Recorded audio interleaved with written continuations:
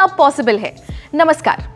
क्या आप भी हर जगह bitcoin, crypto currency, digital wallet जैसे शब्द सुन सुन के थक चुके हैं मगर समझ नहीं पाए कि आखिर ये है क्या? डोंट वरी, मैं पलक यादव आपको बताऊंगी कि आखिर ये क्रिप्टो क्या है। जी के डिजिटल शो में हम बात करेंगे आज डिजिटल मनी की। पर सबसे पहले जानते हैं कि ये पूरी क्रिप्टो की दुनिया आखिर आई कैसे। सबसे पहले था बार्टर सिस्टम, जैसे गेहूं के बदले जूते, आम के बदले सेब या नमक के बदले चाय। मगर क्योंकि ये सिस्टम में बहुत सी दिक्कत थी, जैसे कोई आम के बदले सेब ना ले तो फिर मुद्राओं का इस्तेमाल शुरू हुआ। सोने के, चांदी के, तांबे के और भी तरीके के सिक्के इस्तेमाल होने लगे। पार्टीशन से पहले भारत में दमड़ी, टका, पाई, आना, दमन्नी, चवन्नी, अठन्नी और रुपए के सिक्के चलते थे। मगर सिक्कों के भारी वजन की वजह से उनको लेकर इधर उधर जाना बहुत मुश्किल होता था, इसलिए पेपर करेंसी यानी नोट आना शुरू हुए। अब नोटों का इतिहास तो हम जानते ही हैं। 10,000 के बड़े बड़े नोट से शुरू होकर जो वॉलेट में भी ना आए, नोट छोटे से छोटे होते गए और अब तो ज्यादातर लोग बिना पेपर करेंसी के ही चलते हैं। आज से 5-6 साल पहले किसी ने सोचा भी नहीं होगा कि सिर्फ एक QR कोड को स्कैन करके किसी को पैसे भेजे जा सकते हैं। मगर आज पेटीएम, गूगल पे, फोन पे हर दुकान नुक्कड़ पर मिल जाएगा। ऐसे ही मैं आपसे कहूं कि डिजिटल करेंसी की दुनिया दूर नहीं है तो शायद आप भी विश्वास नहीं करेंगे, मगर 2009 से ही ये पूरी दुनिया शुरू हो चुकी है। शुरुआत में लोगों को इसके बारे में उतना पता नहीं था, मगर पिछले कुछ सालों में ये बहुत पॉपुलर हो गया है और आगे ये सिर्फ बढ़ेगा ही। मगर ये डिजिटल करेंसी या क्रिप्टो करेंसी होती क्या है? डिजिटल करेंसी एक वर्चुअल करेंसी है, यानी जिसे आप इन नोटों की तरह अपनी जेब में नहीं रख सकते। ये हमारे ऑनलाइन वॉलेट में रखी जाती है, यानी बिना किसी झंझट के आप इसे कहीं से भी एक्सेस कर सकते हैं। अच्छा, इसी का दूसरा नाम कह सकते हैं crypto currency. Crypto currency.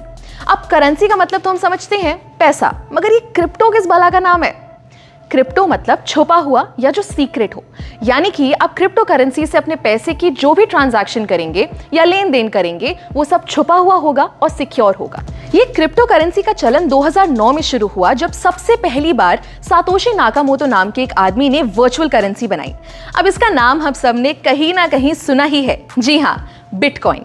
Bitcoin आज की डेट में इतनी बड़ी क्रिप्टो करेंसी बन चुकी है कि आप मानेंगे नहीं कि कई बड़ी बड़ी कंपनीज आज बिटकॉइन से पेमेंट्स लेती हैं।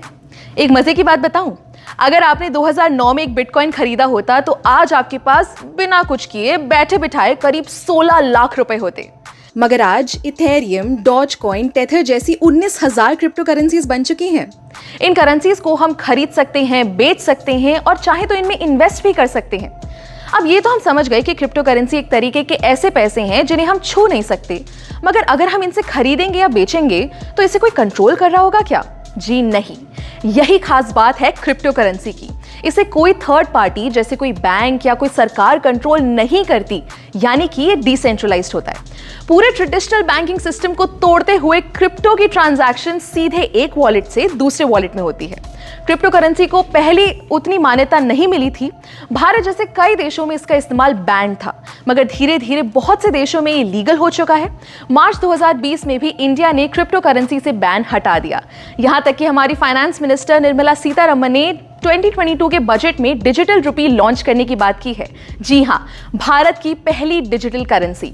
RBI द्वारा लॉन्च की गई ये करेंसी रुपये के बराबर होगी और इसे फिजिकल करेंसी से एक्सचेंज किया जा सकेगा। है ना कमाल की बात? दोस्तों, क्रिप्टो की ये दुनिया जितनी बड़ी है उतनी ही इंटरेस्टिंग भी है, तो इनके बारे में हम जितना जाने उतना कम रहेगा। अगली वीडियो में हम आपको बताएंगे क्रिप्टो से जुड़े एक बहुत अहम चीज के बारे में जिसका नाम है ब्लॉकचेन। तब तक के लिए स्टे ट्यून्ड और देखते रहिए जी न्यूज़ डिजिटल।